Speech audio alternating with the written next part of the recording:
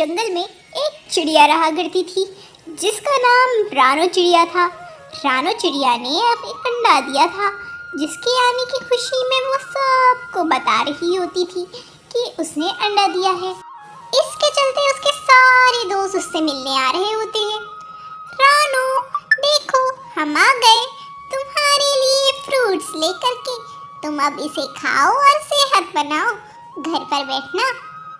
हाँ रानो, अब तुम इस फ्रूट्स को खाओ और अपने लिए ख्याल रखो और अपने अंडे का भी। ज़्यादा कहीं आना जाना मत, अपने अंडे का ख्याल रखना। जी कालू भैया। हाँ गुड़िया, मैं अंडे का बिल्कुल ख्याल रखूंगी। आप लोग तो जानते हैं मैं इसके आने से कितना खुश हूँ।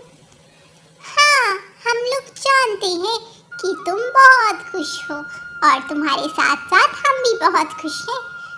जब तुम्हारा अंडा टूटेगा तो साथ खुशियाँ मनाएंगे। हाँ, फिर मैं तुम्हारे लिए और मीठे मीठे फल लाऊंगा। आप ही लोग तो मेरे सच्चे दोस्त हो। और क्या, फिर हम पक्षी एक दूसरे के काम नहीं आएंगे तो भला कौन आएगा? क्यों, मैं सही कह रहा हूँ ना? अपना ख्याल रखो। दिन गुजरता है। रानो चिड़िया के अंडे का टूटने का समय करीब आ रहा था। फिर एक दिन रानो चिड़िया अपने लिए चारा लेने जाती है और जब वो जा रही होती है तब तो मौसम बिल्कुल ठीक था, पर थोड़ी देर बाद मौसम ऐसे बिगड़ता है जैसे पूछो कभी ठीक ही ना होगा। इतनी तेज बारिश, घमासान बारिश हो रही थी जिसके चलते रानो चिड़िया एक जगह फंस जाती है। रानो, तुम चिंता ना करो, तुम्हारा अंडा ठीक होगा और सलामत होगा। तुम बस बारिश के रुकने का इंतजार करो। हरियाली, मैं कैसे इंतजार कर सकती हूँ? मेरे अंडे को मेरी ज़रूरत है। ऐसा ना हो वो तेज हवा के चलते गिर जाए। देख रही हो कितनी जोरों की हवा और बारिश हो रही है। इतनी बारिश में तो किसी का घोंसला, मजबूत से मजबूत घोंसला भी नहीं बचता। मैं कैसे उम्मीद करूं कि मेरा अंडा बच जाएगा? इतनी खुश थी मैं, देखो क्या हो गया। हरियाली उसे समझा रही होती है। रानो, तुम चिंता मत करो, ऊपर वाले ने चाहा तो तुम्हें दोबारा अंडा मिल जाएगा। तुम परेशान मत हो, बस तुम अभी अपने जीवन की चिंता करो और यहीं बैठो। हमें कहीं सुरक्षित स्थान पर जाकर अपनी जान बचानी होगी। उससे पहले हम कहीं नहीं जा सकते। अभी बारिश हल्की होगी तब जाया जाएगा। पर रानो चिड़िया मानने को कहाँ थी। वो उड़कर अपने अंडे को देखने आती है, पर वहाँ पर तो पूरा पानी भरा हुआ था और उस पानी में उसका अंडा जा रहा था और घोंसला भी। रानो चिड़िया रोने लगती है।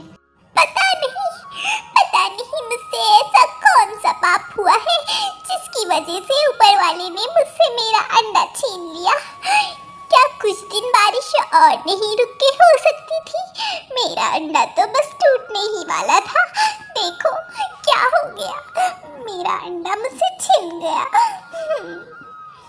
रानो चिड़िया वहाँ बैठकर रो रही थी। तभी एक बच्चा चिड़ा वहाँ आता है। मम्मा, क्या आप ही मेरी मम्मा हो? क्या हुआ बेटा, आप यहाँ क्या कर रहे हो? आपकी मम्मा कहाँ है? इतनी बारिश में आपको अकेले नहीं घूमना चाहिए, अभी आप बहुत छोटे हो। मैं जब अपने अंडे से निकला तो वहाँ पर मेरी मम्मा नहीं थी और वहाँ पर बारिश बहुत ज़ोरों की होने वाली थी, इसीलिए मैं यहाँ आकर छुप गया। पर आप रो रहे थे, क्या आप ही मेरी मम्मा हो? बेटा, मेरा बेटा, मेरा जग्गू। रानो चिड़िया को उसको जग्गू मिल जाता है और वो कहती है, मैं बस चारा ही लेने गई थी और बारिश होने लगी। मैंने तुम्हारे दुनिया में आने का कितना इंतज़ार किया और देखो तुम मुझे मिल ही गए बेटा। मम्मा, आप चिंता मत करें, मैं आपसे नाराज़ नहीं हूँ। मुझे पता है मेरी मम्मा ने मेरा खूब ख्याल रखा होगा। हाँ बेटा, पर अब हम लोग कहाँ जाएंगे? हमारा घोंसला भी टूट गया है और रहने की कोई सुरक्षित जगह भी नहीं। बारिश कभी भी हो सकती है। अब मैं तुम्हें अपने से कभी नहीं अलग होने दूंगी। नहीं माँ, मम्मा सुनिए तो, हम लोग किसी सुरक्षित स्थान पर ढूंढते हैं जब तक बारिश रुकी है। क्यों ना हम लोग उड़ के कहीं जा कर के कोई सुरक्षित स्थान ढूंढ ले। तुमने बिल्कुल ठीक कहा जग्गू, क्यों ना हम लोग चले यहाँ से। यहाँ तो सब कुछ बह गया है, सभी पक्षियों के घोंसले भी बह गए, घर तो किसी का क्या ही बचा होगा। चलो चलते हैं, अब बारिश होगी तो देखा जाएगा, पर फिलहाल हमें जाना होगा। हम लोग अभी हिम्मत करेंगे तभी कहीं पहुंच पाएंगे। चलो बेटा। रानू चिड़िया अपने बेटे जग्गू के लेकर बहुत देर उड़ती है, पर उसे कहीं कोई सुरक्षित स्थान ना मिल रहा था। फिर एक जगह जाकर रानू चिड़िया और जग्गू को एक पंपकिन से बना हुआ घर मिलता है। एक कद्दू का घर, एक कद्दू का घर भला यहाँ किसने बनाया होगा? मम्मा, ये घर कहीं किसी और का तो नहीं? ये तो तभी पता चलेगा जग्गू, जब हम इस घर के अंदर जाकर देखेंगे। चलो देखते हैं। रानू चिड़िया और जग्गू घर के अंदर चले जाते हैं। जग्गू, ये घर तो किसी का भी नहीं और बिल्कुल खाली है, जैसे हमारे लिए ही ये घर बनाया गया हो। क्यों ना आज से हम लोग यहीं रहें, ये एक मजबूत और सुरक्षित जगह है। हाँ मम्मा, हम लोग आज से यहीं रहेंगे। और पक्षी जिनका बारिश में घर गया वो? हाँ बेटा, मुझे भी उन्हीं का ख्याल आ रहा था।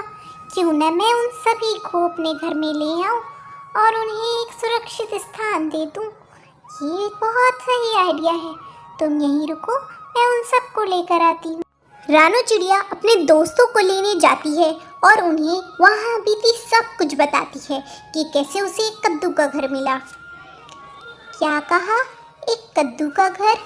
क्या तुम कोई मजाक कर रही हो? चिड़िया, तुम हम लोगों को पहले भी छोड़कर जा चुकी हो। इतनी बारिश के समय में, इतनी मुश्किल घड़ी में तुम हमें छोड़ चुकी हो। अब हम कैसे तुम पर भरोसा कर लें? मैंने तुम्हें कुछ छोड़ा बोड़ा नहीं था, बस मैं परेशान होकर अपने बच्चे की जान बचाने के लिए वहाँ से चली गई थी। मैंने कुछ स्वार्थी होकर नहीं करा। मुझे ऐसा लगता है रानू बिल्कुल ठीक कह रही है। अगर ये स्वार्थी होकर जाती तो दोबारा वापस क्यों आती? क्यों ना आप सब लोग मेरे साथ चलकर देख लें और खुद ही विश्वास कर लें। रानू चिड़िया सबको लेकर जाती है और जब वो वहाँ पहुँचती है तो वहाँ पर 3 और पंपकिन और आ गए थे। रानू, तुमने तो कहा था कि यहाँ पर सिर्फ एक ही कद्दू है, यहाँ पर तो 3 और आ गए हैं। मैंने सच कहा था, ये कैसे हुआ मुझे नहीं पता, पर दोस्तों जो हुआ है वो बुरा तो नहीं। तो क्यों ना हम लोग इस बात को लेकर खुशी मनाएं कि हमें एक रहने की एक सुरक्षित जगह मिल गई है और हम लोग खुशी खुशी रहें। देखो, मैंने झूठ नहीं बोला था और मैं तुम लोगों का साथ भला क्यों ही छोड़ूंगी। तुम लोगों ने मेरा साथ तब दिया जब मुझे बहुत ज़रूरत थी। और कालू भैया, देखो रानू, हमें माफ़ कर दो, हम शर्मिंदा हैं। हाँ, हम शर्मिंदा हैं रानू, हमें माफ़ कर। हाँ, प्यारे दोस्तों, मुझे तुमसे माफ़ी नहीं चाहिए, बस खुशी खुशी रहो, साथ रहो। प्यारे दोस्तों, अगर कहानी पसंद आई हो तो चैनल को सब्सक्राइब और वीडियो को लाइक करना बिल्कुल ना भूलें और बेल आइकन को भी ज़रूर से प्रेस कर दें। ओके, फिर मिलते हैं।